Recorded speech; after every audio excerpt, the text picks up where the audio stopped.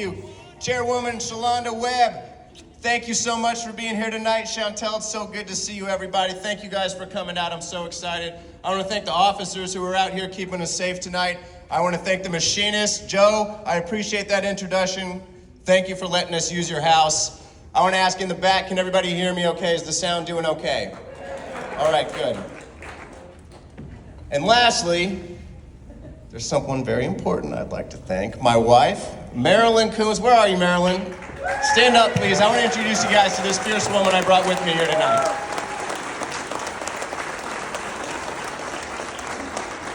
You know, before we get going, I want to tell you a little something about Marilyn.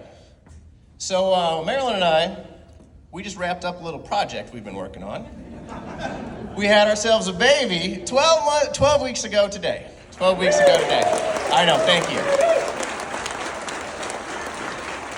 Harvey Alexander Kunce, 8th generation Missourian. Can you believe that? We have been here for forever. And now Harvey's beautiful, he's perfect, he's home, and we're so happy about this. But this was actually not an easy situation. We went through some stuff here. Actually, we went to an appointment when Marilyn was 33 weeks pregnant, and we just come from an event, so we were like all dressed up and everything. We thought it was just gonna be a smooth little ride.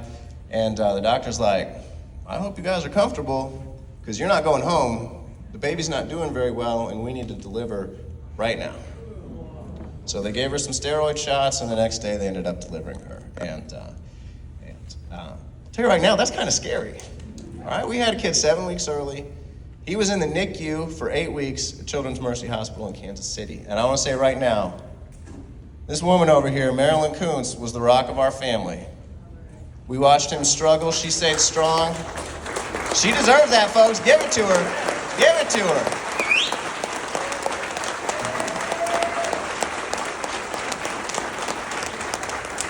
Our car broke down twice from slamming over the nasty potholes we got all around this state. Literally, a brake rattled off, and then we lost part of the suspension.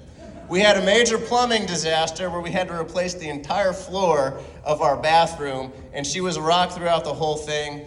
It's something you would expect from someone, people don't know this. Marilyn grew up with nothing. She had to start working when she was 7 years old to help keep her family afloat. She worked at the food truck until past midnight at nights when she was in middle school. And through sheer grit and determination, she graduated at the top of her class and made a great life for herself. I'm so proud of her for that, but I'm telling you what, to see that strength in person was a beautiful thing, so thank you for that.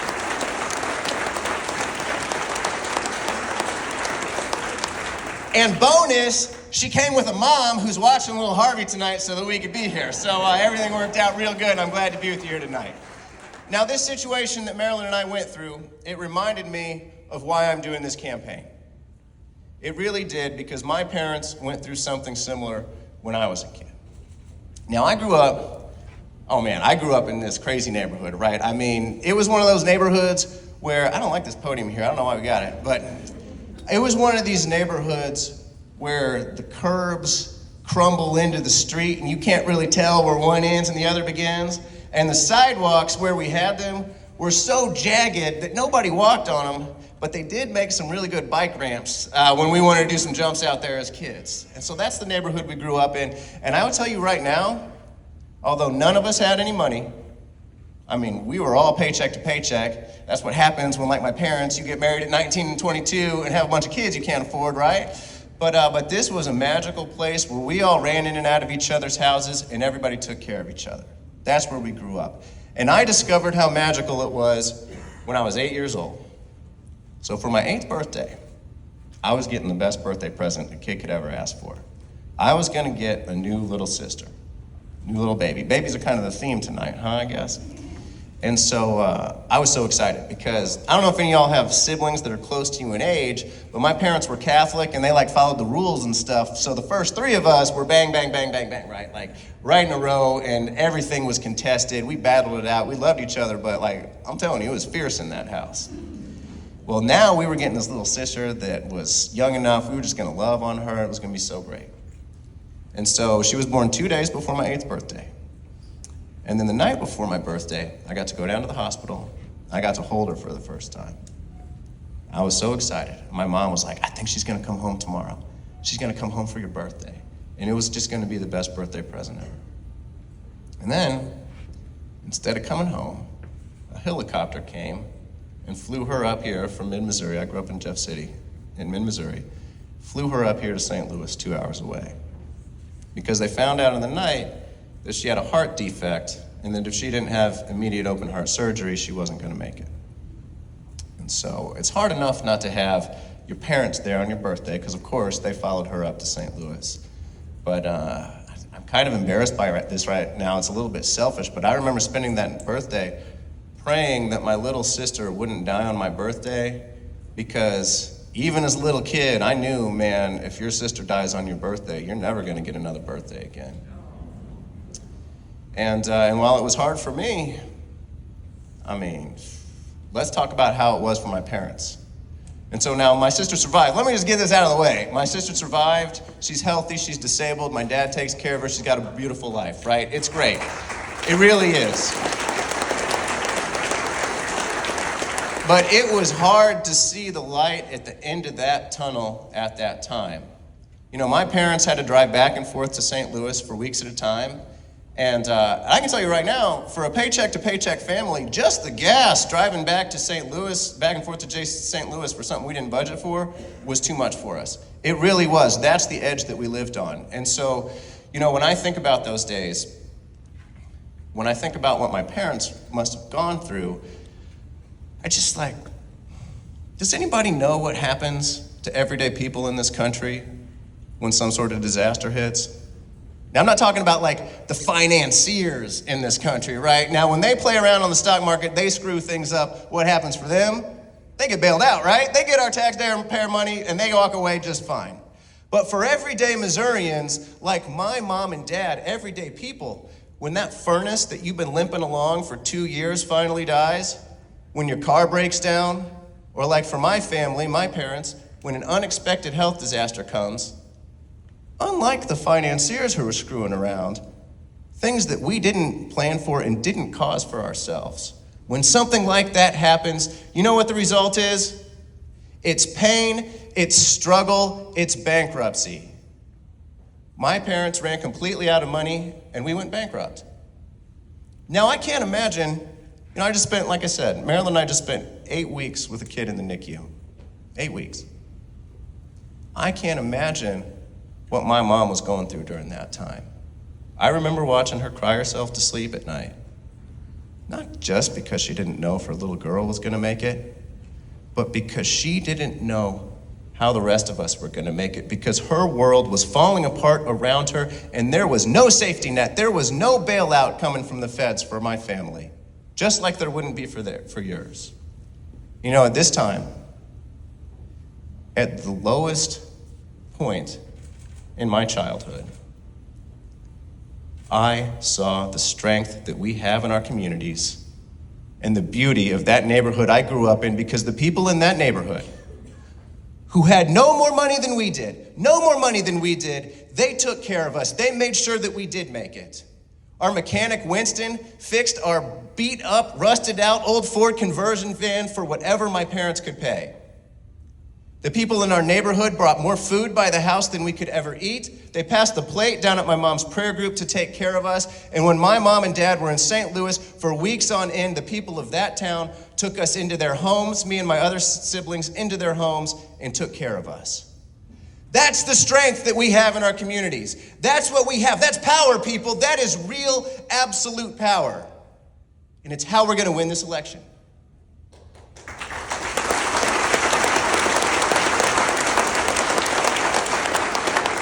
We're going to win this election because when I go out in Missouri, whether it's rural Missouri, urban Missouri, people understand what that's like, because that's how everyday Missourians live. We take care of one another. I guarantee you that if we go around this room, almost every single person in this room has been a part of something like that on one side or the other.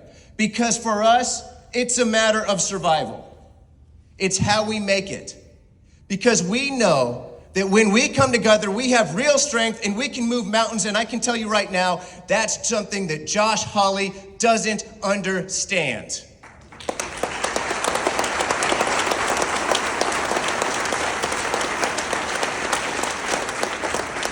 He doesn't see it coming for him. He has no idea what's coming for him because he doesn't know.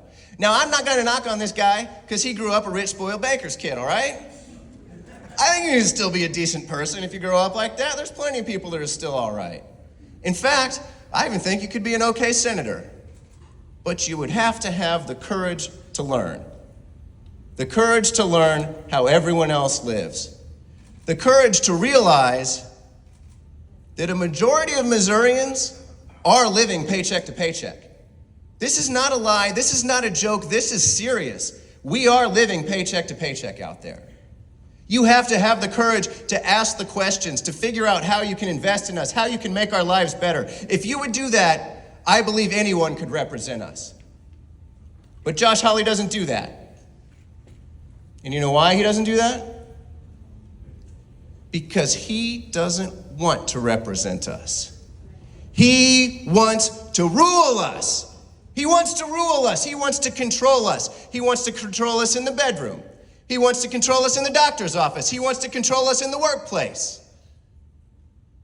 He wants to take away our ability to do things. And somebody mentioned this book he wrote.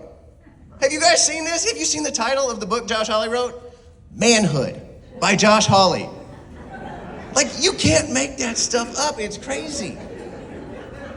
Now, wait, well, just hold on a second here, though. I hear a lot of y'all laughing out there, and I'm going to tell you right now, for me, this is no laughing matter. Because I actually had to read the thing. I had to read it. That's right. And for $29.99, you too could learn the secrets of masculinity from the coward of January 6th. How about that?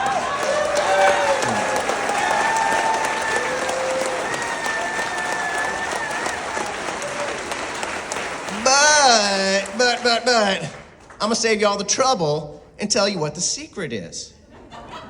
The secret is to be more like him and do exactly what he tells you to do. Who writes a book like that? Like, you can't make this stuff up. That's creepy, that's weird, that's gross. Like, who would write that? And I tell you what it tells us about the guy. It shows you one thing. Again, what he wants to do is he wants to control us. He wants us to live meek lives that serve his corporate donor class and serve his personal ambitions, rather than lives that lead to good things for us and for our communities. That's it. That's what he wants us to do. And I tell you right now, Marilyn and I did not bring little Harvey Alexander Kunce into this world to get lessons on masculinity from Josh Hawley and tell him the way we all need to live. Not the reason we're here.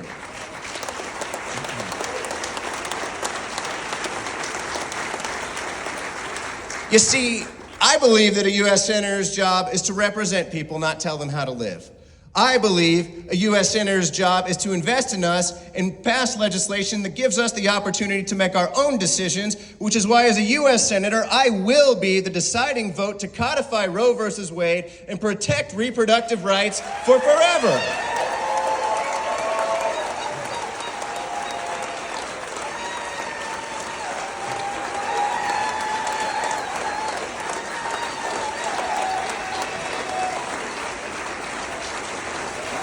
A U.S. Senator's job is to represent us, not to rule us. It's to invest in us, and it's to bring us resources.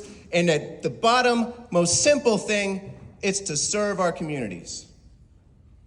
Now, I spent a lifetime trying to serve my community. I joined the United States Marine Corps to serve my community. We got any veterans in the house tonight? Hey, Semper Fi to all y'all. Thank you for your service. I signed up to pay back every single person in that neighborhood who took care of me. I deployed to Iraq, where I led a police training team, 12 Marines and a Navy corpsman dodging IEDs down the roads of Habbaniyah, Fallujah, Ramadi.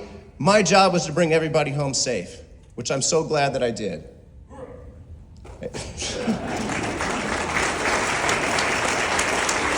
I deployed to Afghanistan twice. Man, I tell you what grinds my gears about this. What really grinds my gears about this is that in 13 years, in and out of war zones, every time I turned around, the corporate country club politicians like Josh Hawley were waging war behind my back on the community that I grew up in. It's wrong. And I'll give you examples. I got receipts on this. When Josh Hawley became our Attorney General, he shut down the division of that office that was meant to protect us from the corporate predators that fund his campaigns. He shut it down, closed it off so that our government couldn't protect us from the people who fund him. And then he went a step further. He went on the offensive against working people in this state. He personally fought to make sure that more than 200,000 Missourians, 36,000 in St. Louis County, another 13,000 across the river in St. Charles County. He fought to make sure that more than 200,000 Missouri workers wouldn't qualify for overtime wages. Do you know what that costs Missouri families every single year? $27 million that cost us, directly because of him. That's the $27 million that we use to build out our neighborhoods. That's the money that we use to take care of each other, like my neighbors took care of me. It's the money we use to buy a second pair of shoes for our kids during the school year when the other ones wear out. He took that from us. Attack after attack on working people and communities like the one I grew up in. And I'm here today. I'm standing here today. The reason I'm here today is because these attacks cannot continue. They must be answered, and I am here to join with you and answer them.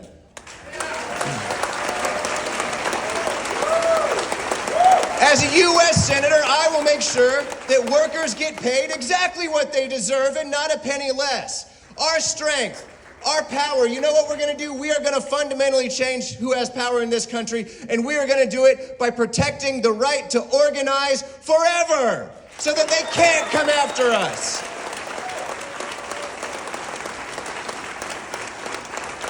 Because that's how everyday people have power. I'm going to fight every day to abolish the corporate PACs that these corporations use as tools to buy off our politicians and gut our communities and strip them for parts.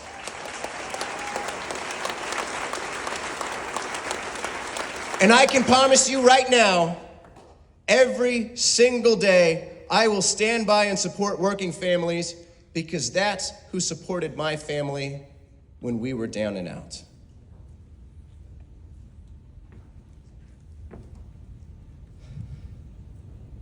We have a lot of work ahead of us on this. We really do. I'm not going to lie about it. But the end result is going to be a beautiful thing because the one thing that I truly, truly want to do, and this goes back to my own community, is I want to invest in our neighborhoods again.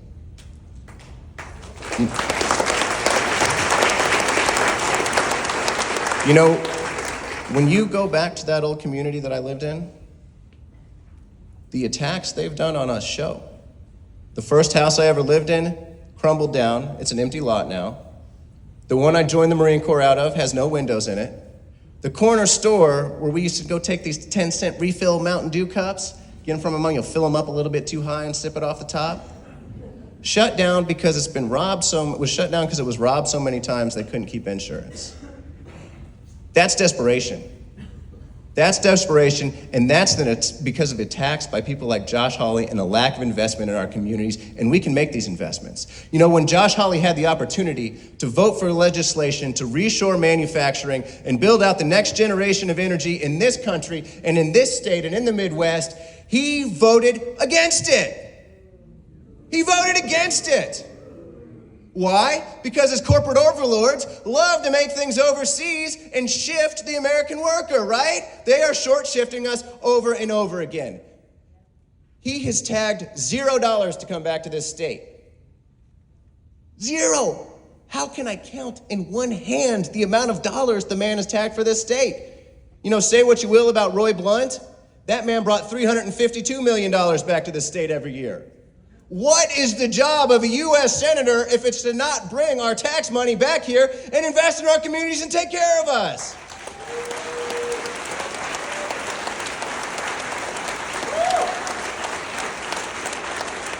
I have a Marshall Plan for the Midwest to do just that, to invest in building out the next generation of energy here and creating good union jobs so that we can have a legacy for our children and for this state for generations. And I tell you what, that's important to me. It's important to me to reshore this manufacturing because when I was at the Pentagon, my last tour of duty, I was at the Pentagon, and we did a study, and you know what we found?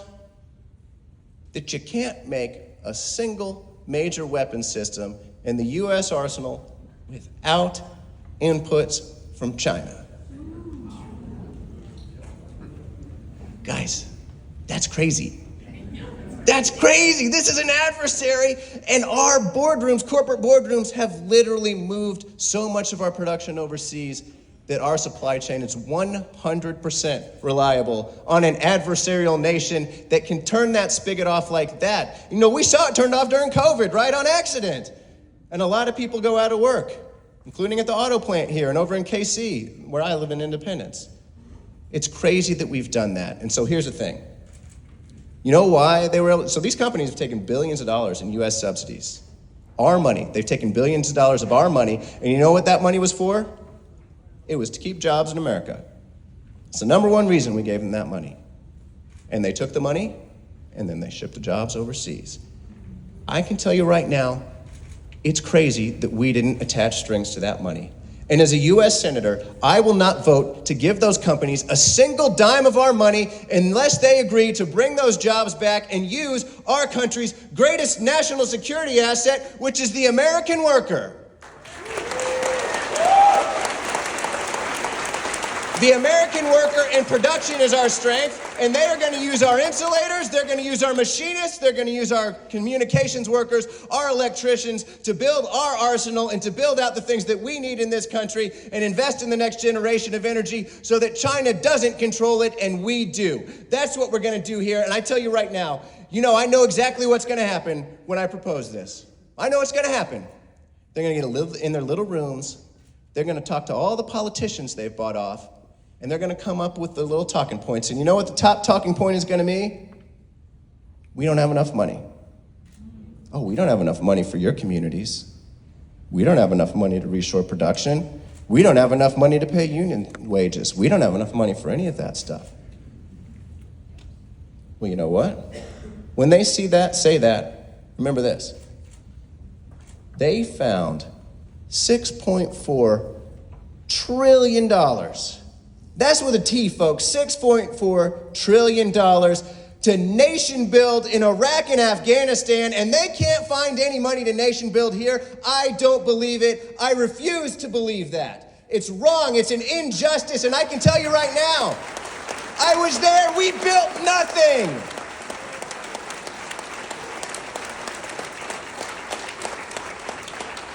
$6.4 trillion to build over there while my old neighborhood and many more across this state fell apart. I won't stand for it. And every chance they get, they find money to transfer from us to the shareholder class. Bailout after bailout. I reject that. I reject that. I refuse to transfer another dime from working Americans to the shareholder class, and I will fight it every day as a U.S. Senator.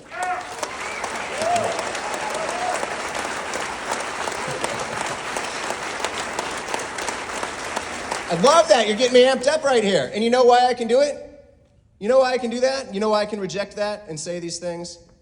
Because I don't take a dime from corporate PACs. None. I don't take a single dime from federal lobbyists. I take no money from pharma executives, no big fossil fuel executives. No, because I think it's wrong to do that sort of thing. And you know what? I'll be honest here. You know, Rasheen was honest about the Democratic Party earlier. I'm going to be honest about politics. When I said that's how I was going to run that campaign, you know what they said? So, well, that's impossible. It's impossible to run a modern campaign without selling out like that. And I said, well, you know what I think's impossible? I think it's impossible to represent the people you're supposed to represent if you do sell out.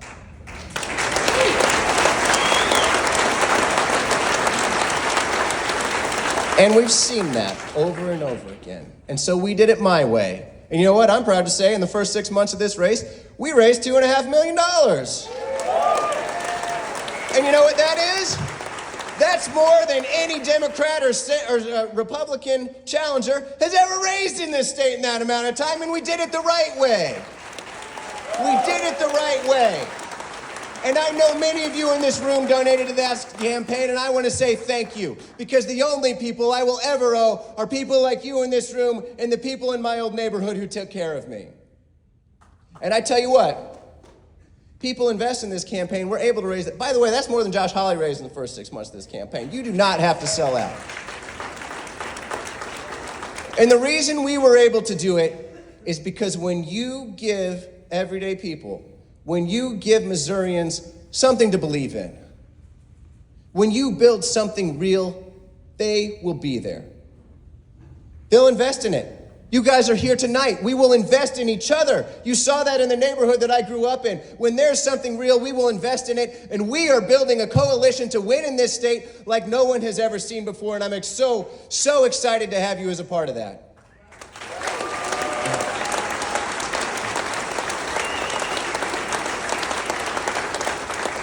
I want to say right now, that coalition starts with organized labor. If you're a member of a union or ever have been, please raise your hand, put it up for yourselves right now. Thank you for being here tonight. You know what? I want to say this right now. As a veteran who's been thanked for my service many, many times, I want to thank you from the bottom of my heart for your service, because you are the greatest election-winning machine this state has ever seen. You have protected working people's rights over and over and over again at the ballot box. We would not have the things we have right now without you, and we're not going to win this campaign without you. So thank you for everything that you do. Let's give them all a big round of applause, folks.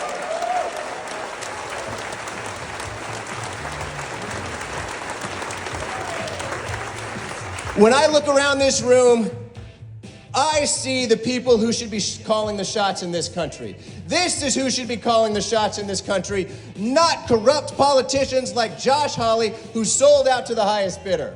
Not the corporate overlords who have bought them out and have literally stripped our communities for parts. I'm asking you today to join us. Join this campaign. Volunteer, tell your friends, tell your families, throw in a few dollars. This is it. We have what could be a once-in-a-lifetime opportunity to win one for working people. It really is. There has never been a politician as unpopular as Josh Hawley in this state. We are getting national attention everywhere we go. We're getting attention when we go. People ask me about rural areas. We were in Freeburg the other day, population 400, in the basement of the American Legion, and we had 100 people come out in rural Missouri who are excited for this race because they want to fundamentally change who has power in this country. So I'm asking you right now to join us. It can't just be me and Marilyn. It can't just be the team that we've put together. We have to have an army that includes every single person in this room and thousands of people all across this state. And if we do, if you join us in 2024, we will fundamentally change who has power in this country.